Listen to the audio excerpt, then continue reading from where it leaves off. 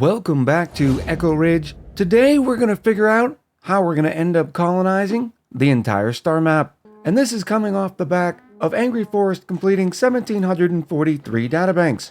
Unfortunately, they are now out of oxygen. So in their suit they go. Not that it's a big deal because we're going to land them back down on the planetoid. And here our intrepid hero has returned. And now we can get to work on finishing off the research tree by using all those databanks. To start off with, I think we're going to get into the Radbolt engine for obvious reasons. And that way we'll be able to replace this rocket's engine, strap a Radbolt engine on it, and start filling it with all the Radbolts we're creating. Then I think we're going to complete the interplanetary launchers, some solid management, and pressurized forging. And then finally into high-velocity destruction. This is going to sort of build out the basis of the future of our playthrough. We're going to be able to get a renewable source of diamond by using the diamond press and all of our Radbolts, and then take that diamond and throw it into a drill cone to get basically every other material that we need. And from there, we can just start launching it all over the place using the interplanetary launchers. In the execution of this plan, there are some other things we need to think of. First, we're sort of stuck using this gas cargo canister to supply all of our oxygen requirements. For the simple reason, we don't have any gold on this planetoid, nor is there any on Envirolin either. Which, by the way, over on Envirolin, the dupes are doing a great job continuously trying to strip mine the entire planetoid. On top of all that future prep that we're doing there, I'm also getting tired of looking at the long commutes message here in our home colony. And considering our power source is pretty much endless, I think it's finally time to put in some transit tubes. I started by upgrading all the ladders to plastic ladders, because if you didn't know, plastic ladders provide a 20% run speed bonus over the standard ladder variant. Even with the addition of the plastic ladders, we're still sitting at a 43% travel time, which means on average, our duplicants are spending 43% of the time moving from point A to point B, which means they're not getting as much done. While the colony report is a great way to take a quick snapshot of this, clicking over on the colony summary highlights the impact even more. You can see what your average travel time over time is, and right here is when it took a significant climb up, and you can pretty much guess what this was. When our newly named nuclear sauna was stood up, all the duplicants had to start coming over here and working, and that's a bit of a haul. So I think I'm going to start by putting down a nice transit tube access point here. This is probably a good place for one as well. And then maybe here. To tell you the truth, the more complicated part of this is actually the transit tube run itself. I suppose we can run it up here, but this is where we're going to have some issues. I suppose nothing's stopping us from actually going through the water tank. I mean, it's not ideal, but at least it fixes the problem. As a matter of fact, I think the suits are actually what the main problem is. Let me explain. As I cancel all this, the way our transportation network is set up right now is in order for the duplicants to leave, to go up towards space, they have to go through this exit here, and that way they get into a suit. But there isn't really any unsafe parts on the entire colony where the duplicants would actually need a suit until they get over here to the nuclear sauna, which, by the way, we had a lot of great naming suggestions of. I think one of my favorites was Bob, but calling the sauna Bob would generate a lot of confusion, so we're just going to go with the aptly named nuclear sauna. So wouldn't it be better if we just had all the suits here? And that way I could put transit tubes all over the place, no matter where they're going. One of the problems that we're having with putting the suit docks in are these conductive wire bridges. Because they share power inputs, you're not able to put docks right here or right here. Give me a second while I remodel the whole power network once again. In fact, it'd be better if we could move this heavy watt wire as well, because with all the duplicants running back and forth through here so much, they're really getting nailed with a lot of negative decor being caused by the heavy watt wire. I mean, seriously, what a mess. Alright, this is going to be much better. We were able to reroute the entire spine to go up through this way instead, which is actually going to recover quite a bit of copper ore. And with all the rest of the wires gone, we are now able to put down some more suit docks.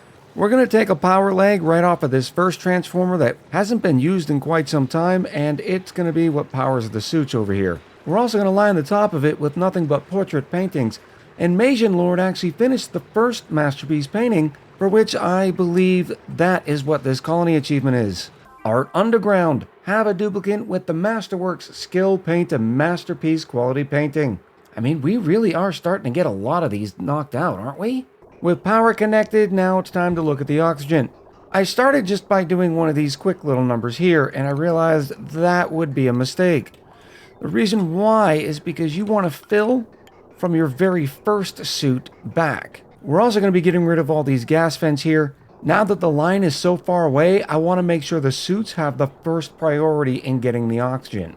And we're not necessarily going to need these vents here anyways, because we're about to open this entire bottom part of the base up. And to switch the duplicates from using these suits, all we need to do is put an Atmosuit checkpoint here, and as soon as it's in, we'll remove the Atmosuit checkpoint here.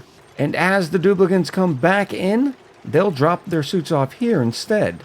Now this is going to interrupt operations for a little bit until the docks get filled with oxygen, but it's not that big of a deal. No, we can't have duplicates. Now we can deconstruct these suits. In fact, we can also just open up the sides here. Anywhere where it'd be kind of convenient for the duplicates to be able to go out. We can re-enable these doors here. We're going to be able to get a lot of this power line back as well. I really do enjoy this point of the game where you can just sort of sit back, relax, knowing the dupes are going to be okay, and just make these little small improvements. Just like with our renovations that we're making here at the barracks. We've added a bunch of carpeted tiles. Incidentally, we also sealed it off because we don't want the duplicates running out this way. Remember, the reason why our barracks are set up like this is so they all have to go through this beautiful nature reserve right here for the immediate +6 to morale. But because of the carpet, now they're also going to be getting their tickled tootsies the entire night of sleep. Really going to help with stress reduction. I'm having a real issue deciding between this Frankie and this Bubbles. They're both pretty good dupes. They both have innately stylish, they both are plant murderers. One is a doctor decorator that also has an interest in operating. The other has rocketry tidying and suit wearing. In the end, though, I think we're going to go with this Bubbles. A, they're one of my favorite dupes. But B, we already have a doctor decorator, whereas we can always use more dupes that can pick things up and set them down. Welcome to the playthrough's 21st dupe, Whiskey T. Fox. Our new suit area is 100% complete, and the decor is looking a lot better. We're still getting a lot of the negative from the heavy watt wire, but at least in a large part of this section, especially where they actually change over putting on and off their suit right here at the checkpoint, is sitting at 120 decor. Overall, the decor on the colony looks pretty good, especially in the places where the duplicates spend the most time, like here in the barracks, in the Great Hall, and even through this nature reserve. To that point, if we find a duplicate that's about to go to bed, let's say Zadnax for instance, you can see that in the last cycle, they were able to hit about 80 decor, and this cycle, it looks like it's probably going to be about the same. But it's enough to give them the nice +6 morale bonus, and they're sitting at a total of 37. I chose Zadnax specifically because they're a tinkerer, which means they were probably in the sauna working. Speaking of which, they have some skill points I need to be assigning. There we go, that's a lot better. And now they're even sitting at a 39. But to that point, the nuclear sauna is not a great place for decor. We'll make it a little bit better in the future, but anywhere where there's this heavy watt wire, it just comes with the environment. Hence the reason we try to make every other area as good as possible. Now onto the subject of the transport tubes. Since they're going to be traveling in the tubes without a suit now, at least on our first leg, it means we can put a transit tube access point right in the middle of the colony. And I think this area right here is going to be perfect, because whether they're coming home for the day or leaving to go to work, they're going to have quick and easy access to both the kitchen, the Great Hall, and the Nature Reserve hallway. The complicated point is going to be where we're going to get the power line to run it. The old line that was running the suits seems to only hover around 400. I'm sure it spikes a little bit depending on what auto sweepers are being used or not, but maybe we just tie directly in this line and see how it goes. The other difficult part of this is getting the tubes in and out. I've started making some room here. We're going to get rid of all these ladders, and that way this far right side of our main shaft will have enough room for tube access. Actually, in an effort not to have to go through the middle of this ladder or fire pole, I think it would be better if we move the fire pole over here. Alright, so we have our main tube line in. Now's the question of just getting it out. I think we'll be able to go through here, right? Nope, you can't go through the planter boxes either. You can't go past the bristle blossoms. I suppose at a minimum we can make one that goes directly down here. And then if we move this skill scrubber for the 400th time, we'll be able to send a line right out here and drop it closer to the suits. The thing that you need to wrap your head around with the transit tube system is each system doesn't have to be connected to each other system. For instance, we're going to have one run that brings us all the way to the suits, but then we could also do another run after the suits, say here or something, and that would bring you all the way over here. As a note, the transit tube access point doesn't have an overheat temperature. It also doesn't generate heat, so it looks like it's safe to put in the vacuum of space. Another odd point is the transit tube crossings act as a tile itself. So, for instance, our lamps can sit on top of them. And now, as soon as Zadnax finishes deconstructing that gas vent, we can go all the way through. Oh, not another ladder we have to move. Our transportation network is now complete. Hold on to your hats, it's a doozy. This is Transport Tube Access A. Or maybe Transport Tube Access 1. I don't know about the naming system, but I'll consult with the Transportation Authority and get back to you. The tubes have easy access to the Great Hall, to the kitchen, and whenever they're going to work for the day. We also have tube access points here, here at the bottom, here at the center bottom, and then here over at the right side of the base. We also have some miscellaneous exit points, one by the supply teleporter input, one down here by the bees, although that's not going to be useful very much longer, and then one here for future use as well. I think we may eventually have some stuff going here, so we may add yet another transport tube access point maybe over here. We also have a small run from this side of the colony over to this side of the colony, just to make it a little bit quicker when the duplicants have to use the nuclear sauna. I would absolutely love to put a transit tube access inside the sauna. Unfortunately, tubes are made of plastic, and plastic tends to melt. So won't be doing that anytime soon. Now, right now, we're still getting the long commute message, but I'm going to give it 5-10 cycles to sort of catch up, because this was a lot of running around while they were building the transportation network. So I'm thinking the commute times will drop, I'm hoping by at least 10%. Some locations that don't really have access yet is up here on the spaceport itself. I haven't figured out a clean and easy way to take this tube access and bring it up, or even feel like it's even 100% necessary, because if the duplicant's going to run all the way here, they can just run another 20 tiles up these ladders and get right to the spaceport. In a perfect world, the transport tube would be a background building. In other words, you'd be able to build it behind or through other tiles, and then you could really run those tubes just about everywhere. In all of that time, we finished about 8 pieces of research here, thanks to all of our databanks.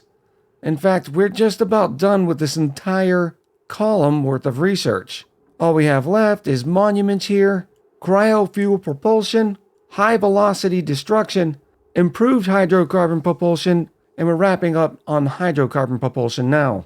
After that, we could technically rip all the science buildings out, but it's not normally a good idea to do that, because what's going to happen is Clay could come out with some new update which could add another research leg, and you don't want to end up building all of your science buildings again just for 1 or 2 new pieces of research. Plus, the laboratories look kinda cool. A little tip when you start using your virtual planetarium: you still want it to be lit, and that way the scientist inside of it is getting the well lit buff. And in this case, you can see that Eilert is getting the lit workspace and the lab workspace bonus. Now, we did end up using a lamp because the building's 4 tiles high, but doesn't mean you can't still use a weight plate. Just because it looks like the duplicants in here, they're actually standing here for automation's sake. So by putting the weight plate and connecting it with some automation, helps keep this area lit, and when we move Eilert off the tile, the lamp will turn off. We also earned another colony achievement. This one I think is going to be for the transit tubes. And there it is, totally tubular. We still haven't got a room yet. Nature reserve, hospital, rec room, great hall, bedroom, washroom, greenhouse, and stable. I think all we're missing on this is a rec room and a bedroom. We did add a hospital here, so that one's checked off the list. The private bedroom's not going to be difficult at all. We can knock that out relatively quickly with our access to plastic. The keys being it needs a single comfy bed, back wall tiles, and it has a minimum height of 4 tiles. I mean, I suppose we could turn this entire area into a bunch of individual bedrooms. The +3 morale would be decent. Well, there's the private bedroom knocked off the list. The bed's unassigned, but the next duplicate coming through the printing pod is going to be given this private bedroom. We even have Squishat installing a nice nightstand that'll eventually hold some artifacts. The problem with putting a bunch of these in is that they have a minimum size of 24 tiles, which in a 4-tile high room would normally be enough to put 3 cots. So I'm going to have to give this a think. I'm sure I could fit several in here. Taking into account that it's 7 tiles long, we could fit 5 bedrooms per row. So this would be 5, 10, 15, 20 if the teleporter transporters were not here. We could also just separate the bedrooms and start using all this space here as well. But we'd have to get pretty creative to make sure they're all running through the nature reserve before they leave. Or we just keep everybody in the barracks. I'm not real sure yet. Now all we need is a rec room. It just so happens that I have a room perfect and ready for a tea station. Yes, I know it's a mod, but this is a highly necessary mod for the achievement run, changing the coffee station into a tea station. All we need is a water pipe, and we just happen to have a very accessible one right here. And then lastly, a decor item. How about we put in a wonderful landscape canvas? Now, we don't get pinch of pepper nuts often. We just have 3 wildly being grown here. Here's our completed recreation room. I put the sour lemon drywall in because everybody's going to be upset the fact that there's never any tea available. Maybe one day in the future, we'll put a pinch of pepper nut farm. But until then, we're going to have 19 duplicates arguing over 3 cups of tea. Here's my recreation room, so where is my achievement? What are we missing? Nature reserve, we know we have one of those. A hospital, we have one of those. A rec room, a great hall, a bedroom, a washroom, a greenhouse, and a stable. Alright, I figured it out. By clicking on it, you can see it doesn't actually want a bedroom. It actually just wants a luxury barracks. That's not what that says. All of that worrying about how many private bedrooms we could actually fit, and we don't even need any. The luxury barracks and the private bedroom are fairly similar, except the private bedroom requires 2 decor items and back wall tiles, whereas the luxury barracks says 1 or more comfy beds. But if you ended up putting back wall tiles in there, it's just going to flip it to a private bedroom. So we could do a couple of things. 1, just add another comfy bed and it'll become a luxury barracks. Or we could just remove all the pastel polka prints. Now, Whiskey's supposed to be sleeping here, but we're just going to move their cot out of the way, and that way we can add another comfy bed. There we go. Now we have a luxury barracks, still providing a +2 morale, and Whiskey has one of the beds, and our next dupe is going to get the other. Unfortunately, they're going to have to share the nightstand. And on cue, we get our achievement. Also in this whole time, there's been a duplicate waiting to come out of the pod. In this case, it's going to be a May. This May is going to be a great builder-digger. They have caregiver and gourmet, not really important, just like their negative trait of being a shabby dresser. No big deal there either. Welcome to our 22nd dupe, Brian Matzik. With all of that research done means we can actually change out this steam engine. We could completely build a new rocket, but that would require us building in a whole new interior, and I don't feel like doing that. So instead, the ESS Slow and Steady is just going to get an upgrade. We'll swap this module right here. Engine's height limit reached or exceeded? Let me try just removing this module and then adding the new rocket. The swap mechanic probably takes into account the existing rocket height, so we'll get around it just by removing the steam engine and putting the Radbolt engine in its place. Nope, that didn't work. It still says the engine's height limit is reached or exceeded. Let me try removing some more modules. There we go. I know a lot of people are in love with the Radbolt engine because of the fuel it uses, but there are a bunch of disadvantages.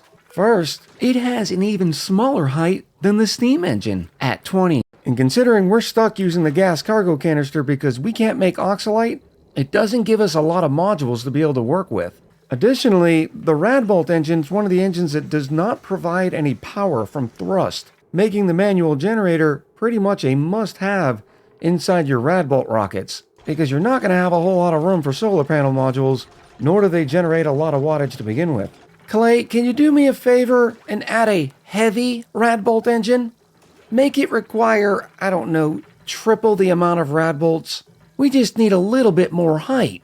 I just realized any duplicate running across that catwalk is going to be a prime target for getting blasted by a Radbolt. Plus, we also need to throw Radbolts into this engine. So what we can do is grab the Radbolts, maybe by doing something like this. Actually, let's just move this down by one. That seems to be a much smarter idea. And then all we have to do is turn the other Radbolt generators on and then stand by for a lot of Radbolts. I should really add a couple more of these, shouldn't I? I mean, we have the availability on the power line. Yeah, I'm going to turn off the reactor so we can add yet another Radbolt generator. But regardless, this is still going to be giving us over 1,700 Radbolts per cycle. But now the Radbolts are going to come through here, inject directly into the engine. If the engine is full, they're going to bypass it, and they get put right back into the material study terminal. Another little system that I've added is an extension of the Sleetweed farm. And some of you might have already guessed what's going to be going in here. That's right, a little bee tiny. The reason why I'm putting these up here, for one, it's a pretty cold area. But more importantly, it's going to be able to stay cold. Whereas eventually, all of this area is going to warm up to the point where the beta hives and the betas aren't going to be able to live here. This beta hive on the far left already has a body temperature of minus 8.2, and once it gets above 0, we won't have an ability to enrich any uranium. So to future-proof our systems, we're just going to put a couple beta hives right here. This area is going to stay cold because we extended the brine cooling loop. That's also responsible for all the Sleetweed. We also upgraded a bunch of the liquid pipes. Because we made the coolant loop so much bigger, I wanted to make the loop as efficient as possible so the aqua tuner doesn't necessarily have to run any more often. We also have 3 Sweetles here and some Sweetle eggs. So we're going to take them and put them in our farms. One for each of the Bristle Blossom farms, and then we're going to throw one here in the Sleetweed farm. Luckily, they have a livable range of minus 30 to 70, so the cold Sleetweed is not going to be a problem. Now, which one of you has not laid an egg yet? Probably this one. These, we're going to have to bring their egg with them because they will not be laying another one. That way we don't have to go through this process again once the other Sweetles hatch. And now we have Sweetle and egg all dropped off. We can put the lamp back to get these Bristle Blossoms growing again. Now, in addition to Farmer's Touch, we're also going to get a Sweetle tending. Come on, Sweetle, start licking some of the plants. I realized if I scooted these doors over, I can actually get a third beta hive in here as well. And by leaving these doors open, I only need one automatic dispenser to drop off uranium. Select sweep only on the automatic dispenser, and then find uranium ore. Somehow my little system here, even though I fixed it the last time, managed to get 31 kilos worth of enriched uranium. So I don't have enough patience, so we're just going to do this on the fly. Minor radiation sickness, major radiation sickness. Alright, you go away, Sulfur, and you're not allowed back in. We'll make sure Sulfur doesn't come back in, and that way somebody else can build the next shift. Alright, that was Ilart.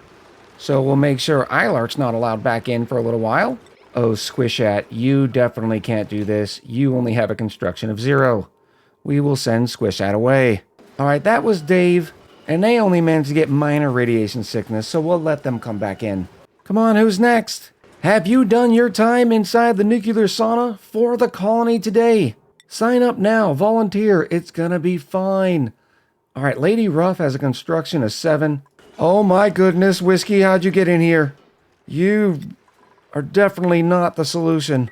Lady Ruff, though, has 175% construction speed. Oh, I think they just took a Radbolt to the face. Look at that! Only 4 dupes got sick, and we're collecting an extra 741 Radbolts per cycle. Except someone forgot to pick up their mess, so someone's gonna have to volunteer to come grab this copper. We only have some minor radiation vomiting, and Eilart was polite enough just to do it inside their suit, but there's only 125 rads left and they're losing 100 per cycle. So once again, they're gonna be fine.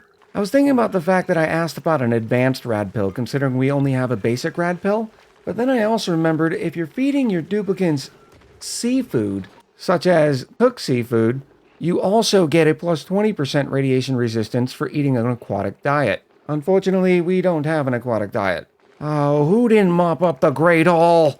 The little bit of radiation sickness was well worth it though. All said and done, when you add up all 4 Radbolt generators, we're getting 2,638 Radbolts per cycle, which is absolutely great for a Radbolt engine.